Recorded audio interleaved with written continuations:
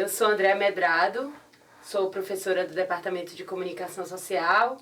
Eu ensino a disciplina Comunicação Digital, a disciplina Redação Publicitária, e eu também trabalho no programa de pós-graduação em Mídia e Cotidiano.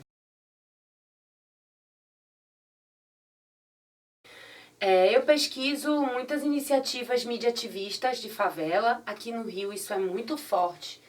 Existem muitos coletivos que trabalham com a temática, da favela, como o coletivo Maré Vive, como o Papo Reto, tem iniciativas na Providência, na Rocinha, em diversas favelas da cidade. E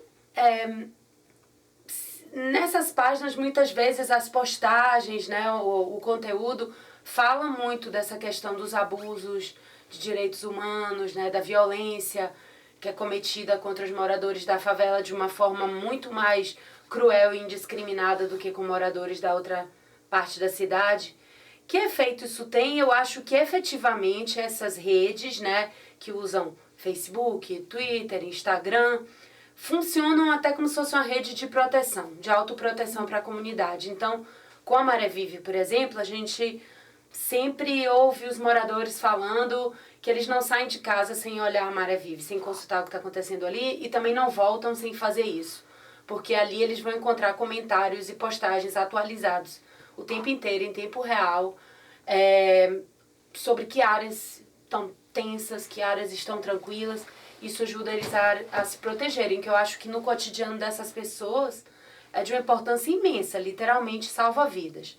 Agora, com relação a esse tipo de iniciativa diminuir a violência do Estado, assim, dados concretos, estatísticas, infelizmente eu acho que a gente não tem esse dado, Esse ano, por exemplo, eu não tenho o número aqui agora na minha cabeça, mas houve um aumento de violência policial, de mortes por violência policial. Então, mesmo com a atividade desses grupos, a gente não está vendo uma mudança aí de políticas públicas, no sentido de ter uma outra abordagem de segurança ou policial nas favelas. Então, infelizmente, esse dado da atividade deles tem uma consequência de diminuir os casos de abusos. A gente realmente não tem essa evidência, porque é um problema muito sério, muito grande mesmo. Por outro lado, eu acho que eles sim tiveram muito sucesso em trazer à tona muitos casos que talvez passassem despercebidos. O próprio caso do Amarildo, que já tem alguns anos, da Cláudia Ferreira, do Matheus Rodrigues, na Maré, casos de muitas crianças, infelizmente, jovens que são vítimas, inocentes da violência policial nas favelas. Eu acho que muitos desses casos vieram à tona e houve uma mobilização maior, por exemplo, com as organizações de direitos humanos.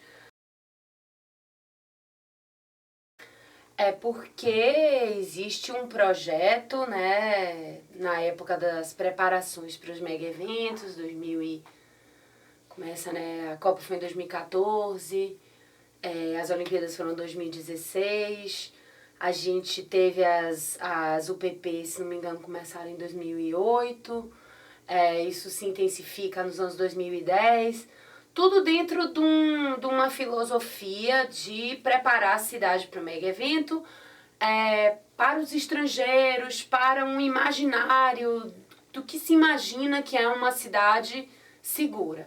Então, essas intervenções nos espaços que são considerados perigosos. Tudo isso acontece também muito dentro de uma lógica de militarização, em que se percebe que a favela, o discurso é esse, O discurso é como se a favela fosse um território inimigo, que precisa ser domesticado, apaziguado. E, por consequência, quem habita, quem vive nesses espaços, acaba representando uma espécie de inimigo também. Então, quando a gente tem essas intervenções, é um pouco dentro da filosofia, custe o que custar, doa quem doer, é o preço que precisamos pagar para ter uma cidade mais segura para os visitantes, para os turistas, quando na verdade isso é muito injusto com as pessoas que moram nesses espaços,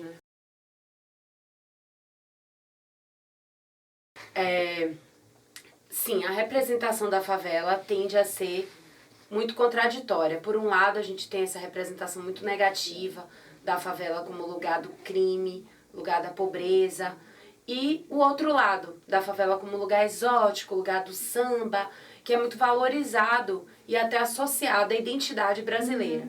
Então a gente teve sim uma valorização, né, em termos de financeira mesmo, de alguns espaços, principalmente na Zona Sul, favelas como Vidigal, Santa Marta, os preços subiram consideravelmente. Com isso, duas consequências. Uma, oportunidade de negócio, algumas pessoas lucrando mesmo com isso, né? E o outro lado, pessoas que são moradores das favelas há muito tempo, tendo que ser expulsos desses lugares porque não tem mais dinheiro para viver lá. Então, de repente, né, você um morador que se dá conta que você não tem mais condições financeiras de continuar morando no lugar que você sempre viveu a sua vida inteira. Então, é um processo muito cruel. A gente teve também remoções de moradores de favelas nas épocas dos mega eventos, no sentido de que as pessoas foram realmente removidas e relocadas para outras áreas, mas essa é uma outra forma de remoção, né? Que as pessoas também acabam sendo expulsas e é um processo muito cruel.